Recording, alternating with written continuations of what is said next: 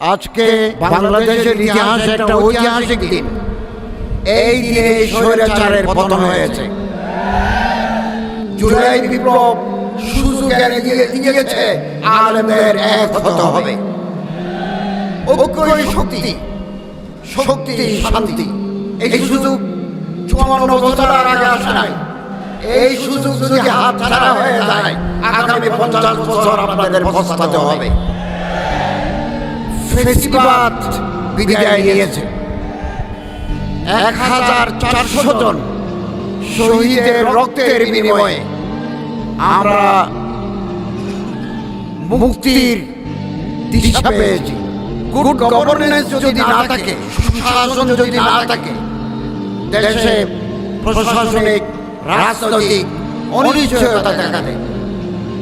এটা আমাদের প্রিয় মাতৃভূমি বাংলাদেশ। এই দেশকে আমরা প্রত্যেকে ভালোবাসি।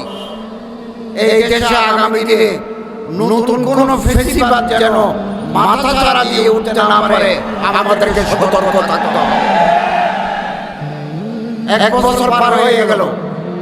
অন্তর্বর্তীকালীন সরকারের সদস্য হিসেবে আমরা রাতদিন পরিশ্রম করেছি। আমি আমার মন্ত্রণালয়ে বিভিন্ন উইংয়ে রাতদিন পরিশ্রম করেছি এটা সুশাসন নিশ্চিত করার জন্য। আর কয়েক মাস বাকি আছে, ওইটাও আমরা রাতদিন পরিশ্রম করে কাজ করে যাব। আগামী দিনে যারা জনগণের মেনে নিয়ে ভোট নিয়ে আসবেন, তারা একটা সুন্দর ব্যবস্থাপনা তাদের জন্য আমরা রেখে যাব। আমি আপনাদের কাছে অনুরোধ করব, জুলাই বিপ্লবের মাধ্যমে আমাদের শিক্ষা নিতে হবে। 1 নম্বর শিক্ষা, জোর করে ক্ষমতায় থাকা যায় না। এটা জুলাই বিপ্লবের শিক্ষা। গুম, খুন, আয়নাঘর করে হাজার হাজার মামলা দিয়ে জনগণকে কিছুকালের জন্য দমিয়ে দাবিয়ে রাখা যায় না। বিদায় নিতে হয়, করুণ বিদায় পরিণতি হয়। এটাই জুলাই বিপ্লবের শিক্ষা। আজকে আমাদের মাননীয় প্রধান উপদেষ্টা মহোদয় ঘোষণা করেছেন ফেব্রুয়ারিতে নির্বাচন হবে। আমরা চাই এই আগামী ফেব্রুয়ারি নির্বাচন হবে free, fair, impartial and inclusive, সুষ্ঠু, শান্ত, সমৃদ্ধ এবং আমরা ইতিমধ্যে লেভেল প্লেইং ফিল্ড, প্রত্যেকের অধিকার, নির্বাচন করার যে অধিকার, সুযোগ আমরা নিশ্চিত করব। আপনারা নির্বিঘ্নে আগামী ফেব্রুয়ারি মাসে ভোট দিতে পারবেন এবং এই ভোট হবে দিনের আলোতে, রাতের আঁধারে নয়। এটা রিমার্কেবল ভোটিং সিস্টেম আগামীতে আমরা করব। কেউ যাতে বেশি শক্তি দিয়ে ব্যবহার করে ব্যালট বক্স ছিনতাই করতে না পারে, ওয়ার্ডে ওয়ার্ডে, গ্রামে গ্রামে আপনাদেরকে সতর্ক থাকতে হবে। আমরা চাই দেশের মানুষ যাদেরকে ভোট দেবেন তারাই ম্যান্ডেট প্রাপ্ত হয়ে আসবেন। আমরা তাদের হাতে ক্ষমতা হস্তান্তর করে দেব। মানুষের একটা ভুল ধারণা ছিল অনেকের মধ্যে যে অন্তর্বর্তীকালীন সরকার থেকে যাবে। আমরা প্রথমদিন থেকে প্রস্তুত ছিলাম যে একটা পরিবেশ সাধারণত বিপ্লবের পরে আমাদের অর্থনীতি ছিল ভঙ্গুর। ব্যাংকের 80 লাখ টাকা লুটেরা শক্তি লুট করে নিয়ে গেছে।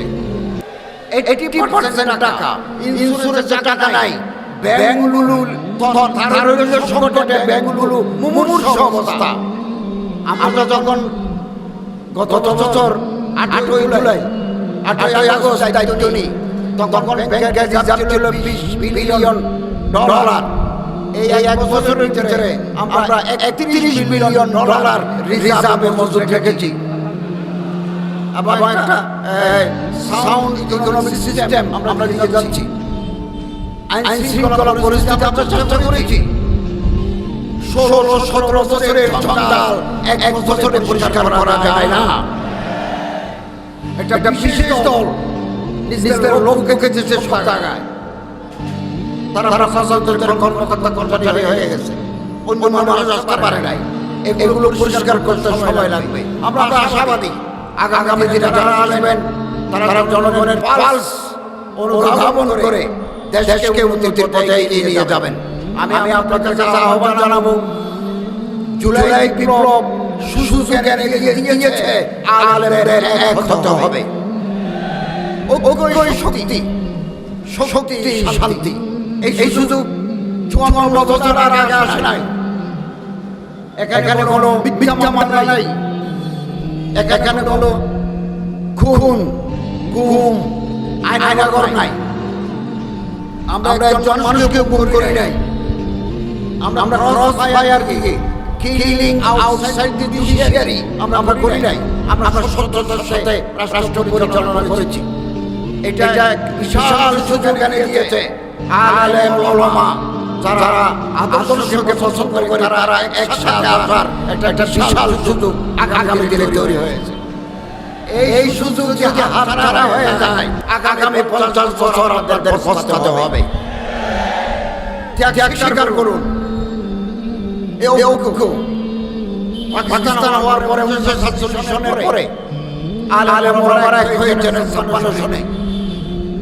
52 দফা বিভিন্ন মতাদর্শের আলেম, বিভিন্ন মাকাতিব ফিকির, ডিফারেন্ট স্কুল অফ থটের উলামায়ে কেরাম 22 দফা 22 কাতার 22 ডিমান্ড করে আলেমরা একটা ফর্মুলা দিয়েছিলেন। 56 সনের শাসনতন্ত্র রচিত হয়েছে।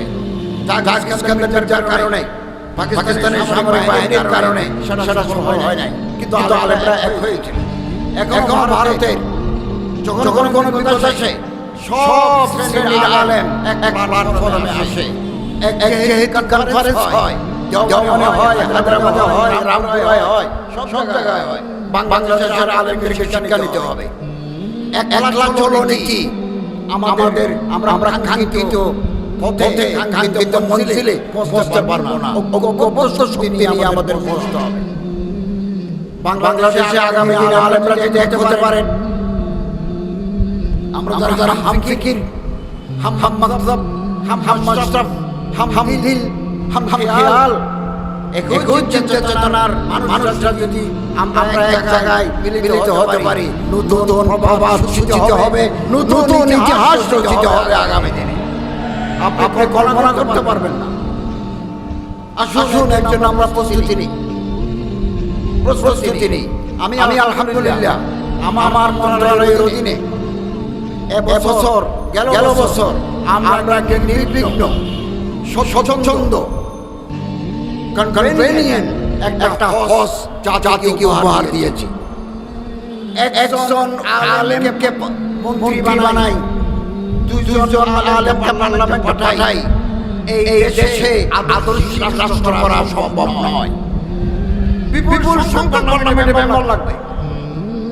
5-10 জন আলেম যদি মন্ত্রী পরিষদে থাকে, তাহলে যে কোনো ডিসিশন হবে কোরআন এবং হাদিস ভিত্তিক। একজন 2 জন পার্টি কিছু হবে না। ওনার আশেপাশে তো লোক নাই। আমি সবসময় বলি, আলেমদের কাছে একটা গুরু থাকা দরকার, যারা স্পেশালাইজড আলেম, ভালো মুফতি, ভালো মুহাদ্দিস, ভালো মুতাকাল্লিম, ভালো মুফাসসির, ভালো বক্তা, ভালো লেখক, ভালো অনুবাদক, ভালো পার্লামেন্টারিয়ান, ভালো সংসদ সদস্য আমরা যদি পাঠাতে পারি, চেহারা পাল্টে যাবে। সচিবালয়ের ভিতরে কয়জন আলেম সচিব আছে? আমার একজন এডিশনাল সেক্রেটারি লাগে, একজন জয়েন্ট সেক্রেটারি লাগে, একজন ইএস লাগে, ডিস্ট্রিক্ট সেক্রেটারি লাগে, ডানে বামে সামনে পিছনে কেউ নাই। ওই বিগত 16-17 বছর তারা রিক্রুট তারায়, আমরা মানুষ পাবো কই? আমাদের মানুষ তৈরি করতে হবে। আগামী দিনে রাষ্ট্র পরিচালনার জন্য নতুন সচিব, নতুন ডিসি, নতুন নিয়ম হওয়ার জন্য আমরা তৈরি থাকুন। কেবল চিন্তা দিলে হবে না, গরম চিন্তা করলে হবে না, পরিকল্পনা মাফিক এগিয়ে আসতে হবে, যাতে বাংলাদেশ একটা আদর্শিক রাষ্ট্রে পরিণত হতে পারে। এবং আমরা সময় লক্ষ্য করেছি, বাংলাদেশে ধর্মকে নিয়ে কটূক্তি করা, ব্যঙ্গোক্তি করা একটা ফ্যাশনে পরিণত হয়েছে। কিছুদিন পর তারা মাথা ছাড়া দিয়ে ওঠে। আলহামদুলিল্লাহ জনতা এই কটূক্তির বিরুদ্ধে সবসময় প্রতিবাদ হয়েছে। বাংলাদেশে আছে যে কোনো ধর্মের বিরুদ্ধে, ধর্মীয় নেতার বিরুদ্ধে কোনো আপত্তিকর মন্তব্য, কোনো কটু যদি করে তাহলে বিদ্যমান আইনে তার সাজা হবে। আমাদের কিছু কিছু লোক ফেসবুকে এগুলো লিখে ধর্মীয় উন্মাদনা তৈরি করার জন্য আমাদের সচেতন থাকতে হবে। বাংলাদেশ আবহাওয়ামান কাল ধরে সাম্প্রদায়িক সম্প্রীতির দেশ। এখানে পূজা এবং ঈদ রোজা একসাথে চলে যায় দেশে। মুসলমানরা মসজিদে যায়, হিন্দুরা মন্দিরে যায়, বৌদ্ধরা কেওড়ায় যায়, খ্রিস্টানরা চার্চে যায়। কোনো সংঘাত নাই। আজকে আমার ভালো লাগছে যে আমাদের চিফ অ্যাডভাইজার প্রধান উপদেষ্টা মহোদয় ফেব্রুয়ারি মাসে নির্বাচনের ঘোষণা দিয়েছেন। গত বছর 8ই আগস্ট যখন আমরা দায়িত্ব নিই তখন দেশের সরকার ছিল না, পার্লামেন্ট ছিল না। হাইকোর্ট বলেছে একটা অন্তর্বর্তীকালীন সরকার দেশ চালাতে হবে। তারা আগামী নির্বাচন দিয়ে নির্বাচিত প্রতিনিধিদের হাতে ক্ষমতা হস্তান্তর করবে। বহু সংকট, বহু বিপদ, বহু শঙ্কা আমরা অতিক্রম করেছি।